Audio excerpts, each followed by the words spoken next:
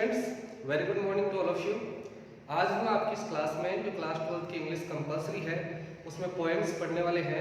और सबसे पहले पढ़ेंगे जो आपके सिलेबस में फर्स्ट पोएम है जिसका नाम है द नोबल नेचर। लेकिन इससे पहले हम बात करते हैं कि पोएम की जो मार्किंग स्कीम क्या है आपके सिलेबस में। पोएम होती है आपके 10 नंबर की। 10 नंबर में भी डिवाइडेशन है, किस प्रकार से है कि एक तो पूछी जाती है उसमें स्टेंजा, 2 स्टेंजा आती है। स्टेंजा मतलब पद्य है जिसमें से प्रश्न पूछे जाते हैं दो नंबर के, तो वो क्वेश्चन हो गए। लेकिन ये क्वेश्चन होंगे स्टेंजा में से। और अलग से जो पोएम के पीछे आपके प्रश्न दे रखे हैं उनमें से आते हैं आपके 4 क्वेश्चन। 4 में से आपको 3 अटेम्प्ट करने हैं, जो वो भी कितने के होते हैं, 2 नंबर के होते हैं। और 30 to 40 वर्ड्स इनकी वर्ड लिमिट होती है।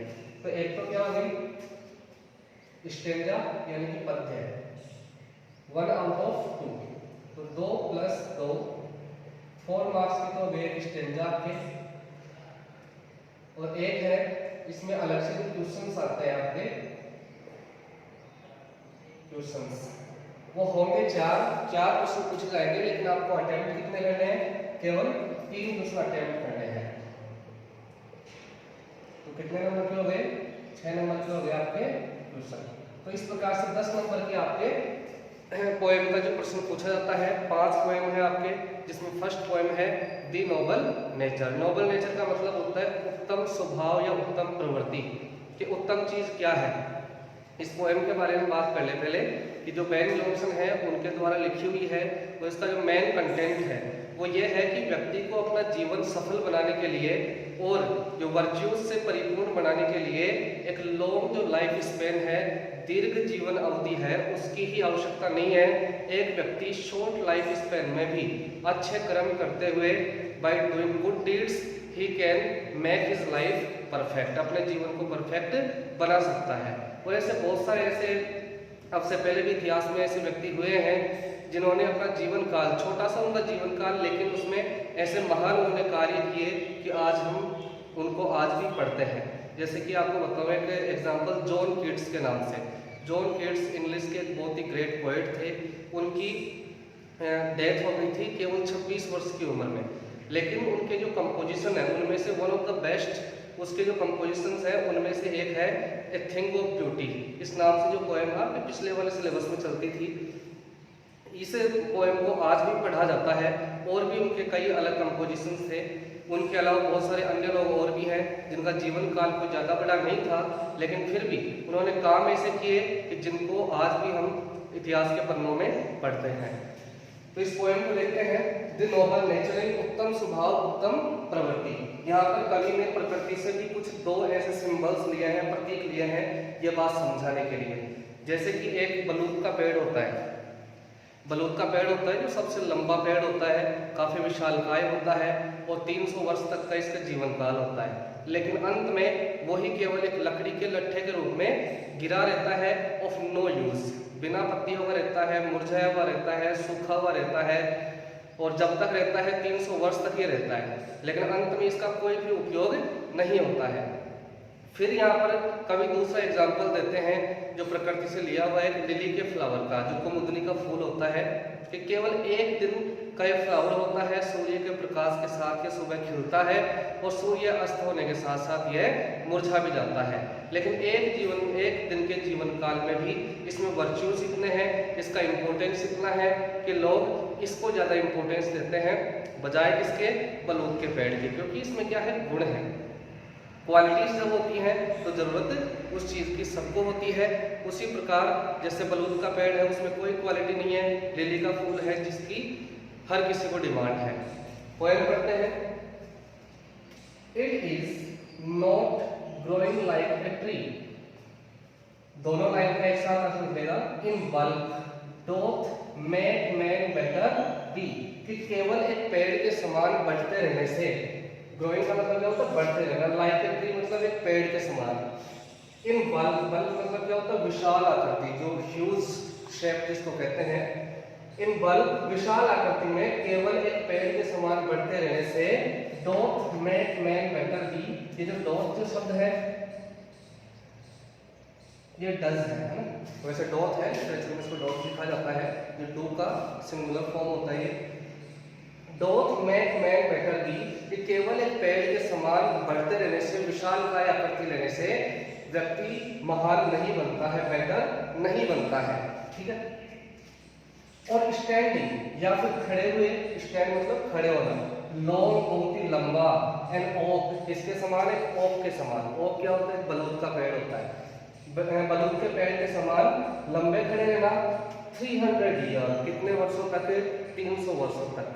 तो इसमें इसका जीवन काल भी हमें मालूम चल गया कि बलूत के पेड़ का जीवन काल कितना है? 300 वर्ष तक का है। लेकिन देखो अंत कैसा होता है? To fall a log at last, लेकिन अंत में ये गिरता है किसके रूप में? लॉग होता है, जो लकड़ी का जो लट्ठा होता है उसको लॉग कहा जाता है।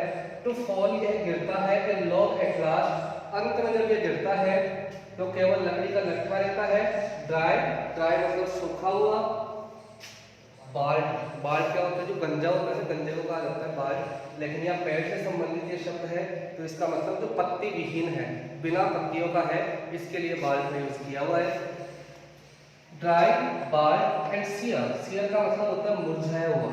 ठीक है, कि 300 वर्षों तक ये पेड़ रहता है और सबसे लंबा पेड़ है, खड़ा रहता है, लेकिन जब ये अंत में गिरता है सूखा हुआ रहता है, मुरझाया हुआ रहता है, पत्ती विहीन रहता है और केवल एक लकड़ी का लट्ठा है। तो ये तो हो गई ओक की बात कि इस ओक के पेड़ के समान केवल बढ़ते रहने से व्यक्ति का जीवन बेटर नहीं बनता है। यहाँ पर दूसरे एग्जाम्पल की बात करते हैं कवि। A lily of a day, lily of a day मतलब एक दिन का लिली का फ्लावर, लिली का फूल, कुमुदनी का फूल। इज फेयर, अगर फेयर का प्रयोग किया हुआ है तो कंपैरेटिव फॉर्म है एडजेक्टिव की।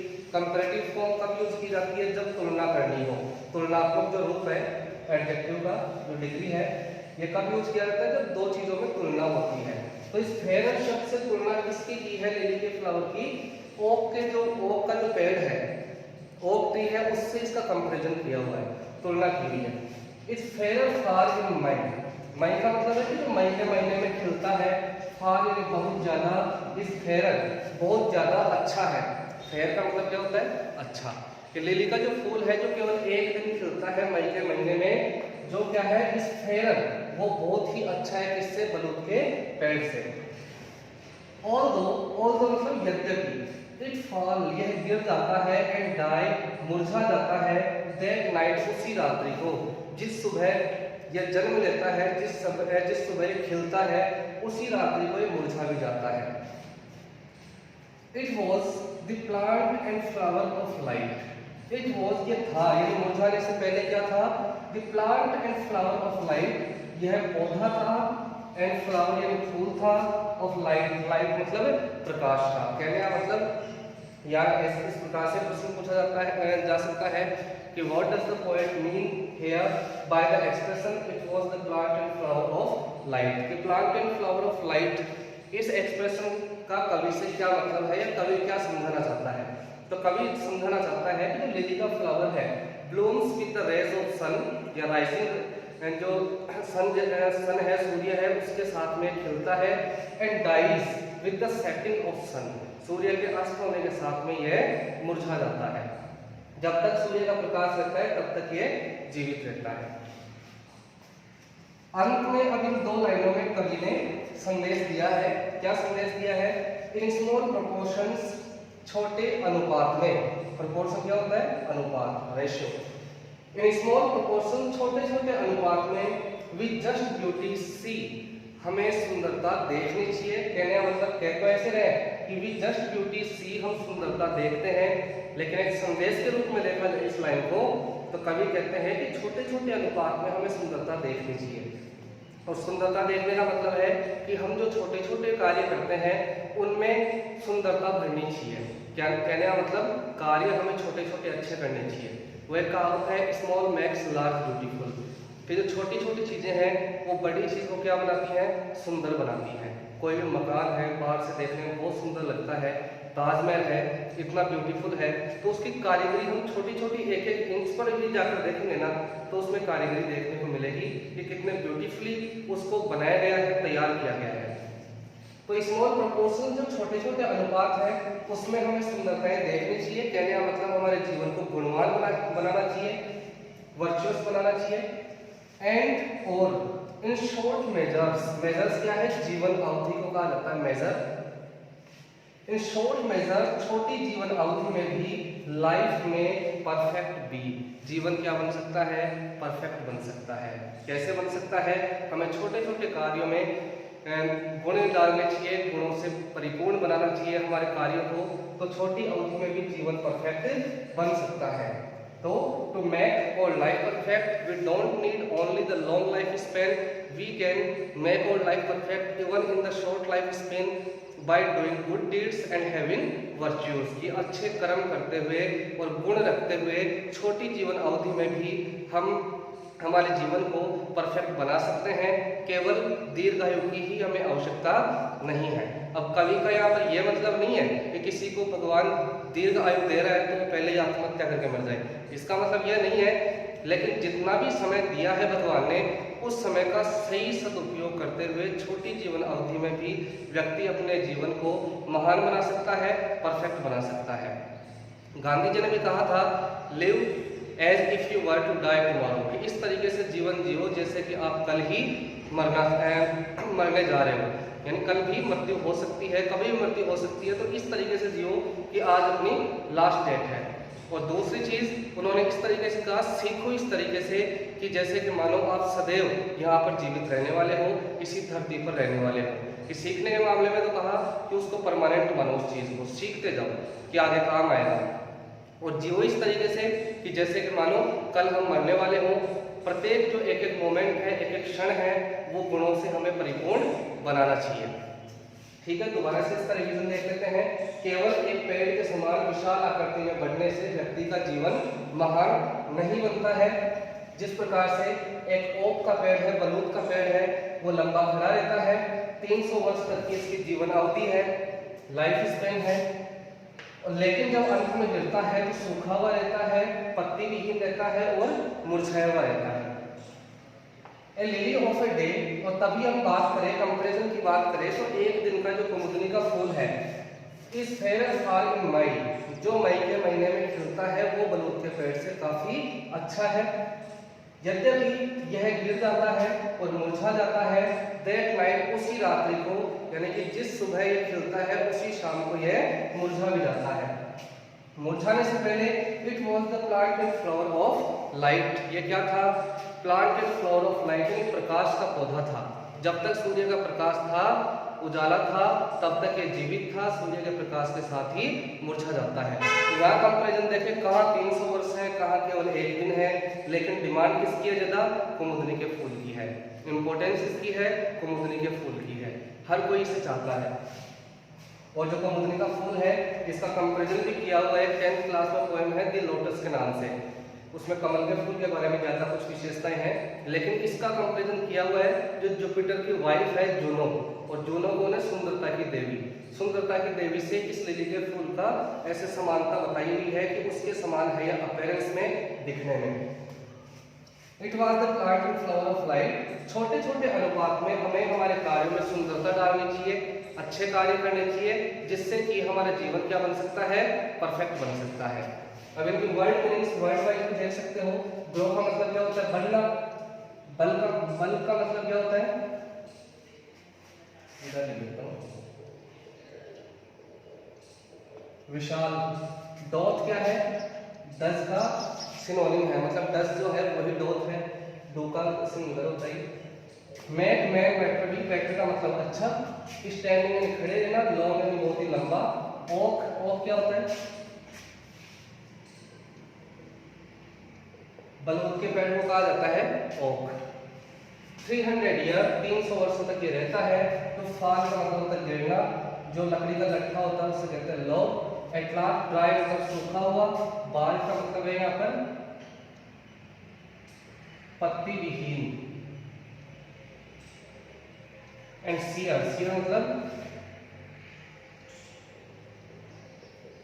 मुरझाया हुआ, विदर्ड, विदर्ड भी होता है इसका पर्याय। लिली, लिली है कुमुदनी का फूल, फेयर मतलब अधिक अच्छा है, ऑल्दो मतलब यद्यपि, फॉल मतलब गिरना, डाई मतलब मुरझा जाना, प्लांट एंड फ्लावर जानते हो आप, पौधा और फूल। स्मॉल मतलब कम, छोटे, प्रोपोर्शंस मतलब क्या होते हैं, अनुपात। We just beauty see beauties मतलब सुंदरता। एंड शॉर्ट मेजर, शॉर्ट मतलब कम, छोटे, मेजर्स मतलब जीवन अवधि। लाइफ में परफेक्ट भी जीवन अच्छा बन सकता है। अब देखो जो स्टेंजा के रूप में अगर एग्जाम में आपके प्रश्न आ जाए तो स्टेंजा कहाँ से कहाँ तक है और किस तरीके से प्रश्न पूछे जाते हैं और आपको आंसर कैसे देना है। जैसे यहाँ से मान लेते हैं इसमें इट इज नॉट ग्लोइंग से लेकर एंड सीयर तक मान लेते हैं। यहाँ तक एक कंटेंट क्लियर हो जाता है, एक विषय वस्तु जो ओक के बारे में है वो कंप्लीट हो जाती है। सेकंड स्टेंजा मान लेते हैं अपन ए लिली ऑफ डे से लेकर लाइफ में परफेक्ट बी। अब यहाँ तक देखो मौखिक रूप से मैं आपको बता रहा हूँ क्या क्या प्रश्न बन सकते हैं। यहाँ पर जैसे एक तो प्रश्न ये बन सकता है कि what is the life span of an oak, कि ओक का लाइफ स्पैन क्या है। या ऐसे प्रश्न आ सकता है कि what are the qualities of an oak, या what is the end of an oak, कि ओक का अंत क्या होता है, उसकी विशेषताएं क्या है, उसकी जीवन अवधि कितनी है। तो आपको जितना प्रश्न पूछा जाए, स्टेंजा की बात कर रहा हूँ, वहां पर शब्द सीमा का आप ध्यान मत रखना, केवल जितना प्रश्न पूछा जाए उतना ही जवाब देना है। केवल शब्द सीमा आपको माइंड तब करनी है जब ये वाले क्वेश्चन कर रहे हैं, ठीक है। पोएम के जो पीछे से जो प्रश्न पूछे जाते हैं ये वाले क्वेश्चन कर रहे हो तब आपको 30 to 40 words, in about 30 to 40 words आपको आंसर देना है। स्टेंजा के अंदर से अगर कोई प्रश्न पूछ रहा है, जितना प्रश्न पूछ रहा है उसी का जवाब आपको देना है। जैसे पूछ ले कि what is the life span of an oak, तो इसमें इतना लिखेंगे the life span of an oak is 300 year, ये 300 वर्षों का उसकी जीवन अवधि है, जीवन काल है ओक के पेड़ का, ठीक है। क्वालिटीज पूछ ले कि ओक की क्वालिटीज क्या क्या है, तो क्वालिटीज इसमें बता सकते हैं oak is very bulky in the shape या इन द साइज, कि आकार में कैसा है, बहुत ही बल्की है, बहुत ही विशाल है। It is the tallest tree in all trees but in end it is of no use and it is dry bald and sere, या ऐसे लिख सकते हो, ड्राई का ड्राई लिख दो, बार्ड का लिख दो विदाउट लीव्स यानी बिना पत्तियों का, सियर की जगह पर लिख दो मुरझाया हुआ, ऐसे पर्यायवाची चेंज करके लिख सकते हैं उसमें, ठीक है। इस वाली स्टैंडर्ड में अगर बात करें तो इसमें एक प्रश्न ऐसे पूछा जा सकता है what are the qualities of a lily, कि लिली के क्वालिटीज क्या क्या है, विशेषताएं क्या क्या है। विशेषताएं क्या क्या है, a lily is the flower of only one day, it blooms with the rising of the sun, सूर्य के उदय होने के साथ में खिलता है, एंड इट डाइज, यह मुरझा जाता है, with the setting of sun, सूर्य के अस्त होने के साथ में, ठीक है। इट हैज ग्रेट वर्च्यूज, और इसमें बहुत महान गुण है। और भी इसमें प्रश्न पूछ सकते हैं जैसे कवि का क्या मतलब है कि it was the plant and flower of light, इस चीज से क्या मतलब है, तो इसमें कह सकते हैं कि कवि का मतलब इस चीज से ऐसे है कि जो लिली का फूल है केवल प्रकाश में ही रहता है और सूर्य उदय होने के साथ में खिलता है, सूर्य अस्त होने के साथ में है मुरझा जाता है। और इसमें जैसे कंटेंट पूछ ले कि what is the message of the poet in this stanza, इस स्टेंजा में कवि का संदेश क्या है, तो संदेश इसमें कह सकते हैं the poet wants to say, या poet gives the message that we don't need the long life span to make our life perfect, हमारे जीवन को परफेक्ट बनाने के लिए हमें केवल दीर्घ जो जीवन अवधि है, लंबी जो जीवन आयु है उसकी हमें आवश्यकता नहीं है। We can make our life perfect even in the short span of life, जो छोटी जीवन अवधि है उसमें भी हम हमारे जीवन को अच्छा बना सकते हैं बाय डूइंग गुड डीड्स, अच्छे कर्म करते हुए, एंड हैविंग वर्च्यूज, और अच्छे गुण रखते हुए।